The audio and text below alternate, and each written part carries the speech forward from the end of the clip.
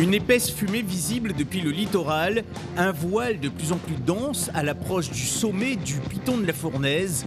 Le 6 avril 2007, après 4 jours d'éruption, le Dolomieu se transforme en vaste entonnoir, lâchant dans l'atmosphère des cheveux de Pélée et de la poussière de basalte. Nous venons de survoler le cratère Dolomieu. Nous avons donc vu un effondrement de la zone sommitale avec un agrandissement du Dolomieu sur son pourtour nord-sud et sud-est. Une profondeur de l'ordre de 200 mètres dans sa partie la plus profonde. Évacuation immédiate du village Tremblay. En aval, avec la recrudescence d'activité, on craint que l'éruption ne se propage hors enclos. La population est en alerte, les forces de l'ordre procèdent à l'évacuation de 300 personnes. Honoré Dumont est un habitant du Tremblay, le premier voisin du volcan lors de l'éruption d'avril 2007. C'était un moment de panique pour les gens du Tremblay. Parce que ils n'avaient jamais vu ça, quoi. C'était une des plus grosses coulées quand même du Tremblay, tu vois. Donc personne n'a vu ça et tout le monde paniquait. L'affaissement du Dolomieu a dynamisé l'activité des fontaines de lave dans le Grand Brûlé. La matière incandescente est projetée à plusieurs centaines de mètres de hauteur avant de se déverser dans l'océan.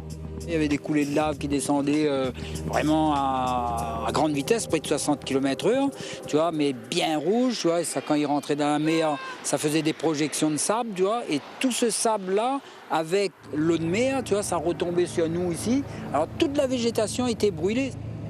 Il n'y avait pas de bruit, pas rien, pas d'oiseaux, rien. Et alors, si tu avais peur, si tu réfléchissais même, tu disais, purée, on est où là? Il y a une bombe qui est tombée. Ça fait une impression d'apocalypse. Les Saint-Philippois ont l'impression de vivre la fin du monde. Pour les scientifiques, il s'agit de la fin d'un cycle pour le Piton de la Fournaise, avec des statistiques hors normes pour l'éruption d'avril 2007.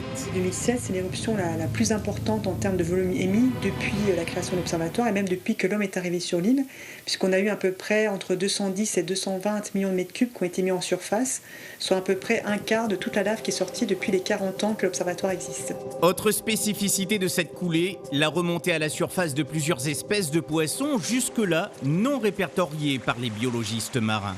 Ce sont des espèces que personne n'avait jamais vues auparavant. Même celles qui étaient connues de par le monde. Je vous rappelle qu'il y en a 40 espèces nouvelles pour la Réunion, dont une dizaine qui sont nouvelles pour la science. Donc là, c'est complètement fabuleux. D'un point de vue scientifique, c'est une découverte, hein, c'est un joli cadeau que nous a fait le volcan. 2007, c'est aussi la route des laves, 1,5 km de chaussée reconstruite sur un champ de basalte fumant pendant 5 mois. Un exploit à la hauteur d'une éruption d'anthologie.